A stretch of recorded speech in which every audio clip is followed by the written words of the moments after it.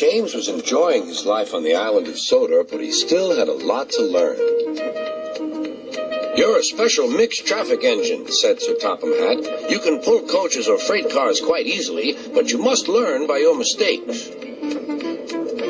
James knew what Sir Topham Hatt meant. He could well remember that dreadful accident on his first day.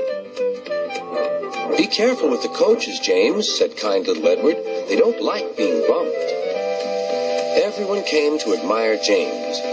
"I'm really a splendid engine," he thought, and suddenly let off steam. Whoosh! A shower of water fell on Sir Topham's nice new top hat.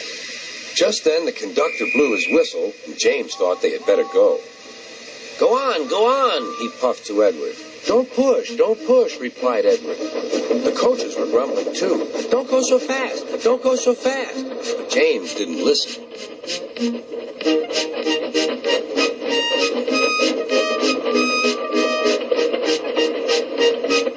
When at last they stopped at the next station, 2 coaches were beyond the platform. They had to go back to let the passengers out.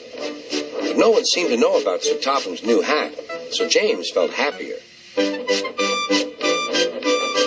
Presently, they came to the station where Thomas was waiting with his 2 coaches. "Hello, James," said Thomas. "Feeling better? That's good." "Oh, that's my conductor's whistle. I must go. I don't know what Sir Topham Hatt would do without me to run this branch line." And he puffed off importantly. Edward and James passed the field where James had had his accident. The fence was mended and the cows were back again.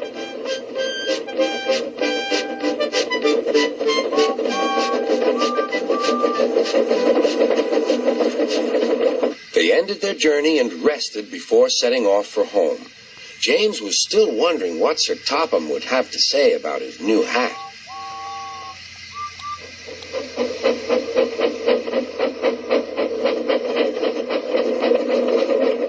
Next morning, he spoke severely to James. "If you can't behave, I shall take away your red coat and have you painted blue." James didn't like that at all. He was very rough at the grumbling coaches as he brought them to the platform. "Don't talk. Come on."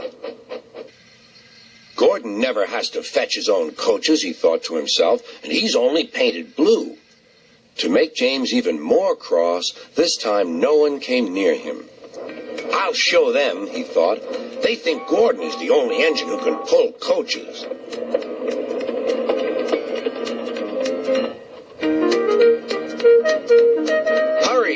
Hurry, puffed James. You're going too fast, replied the coaches. James laughed and tried to go faster, but the coaches wouldn't let him. We're going to stop.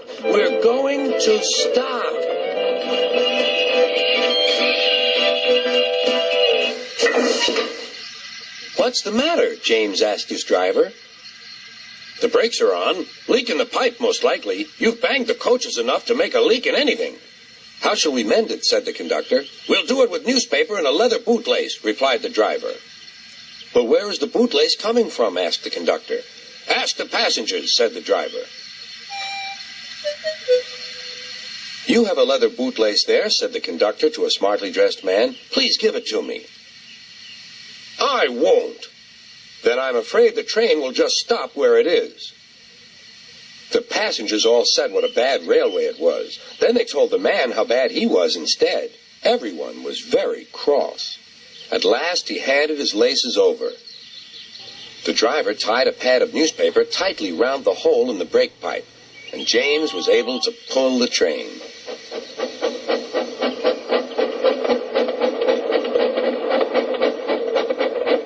But he was a sadder and wiser James, and took care never to bump coaches again.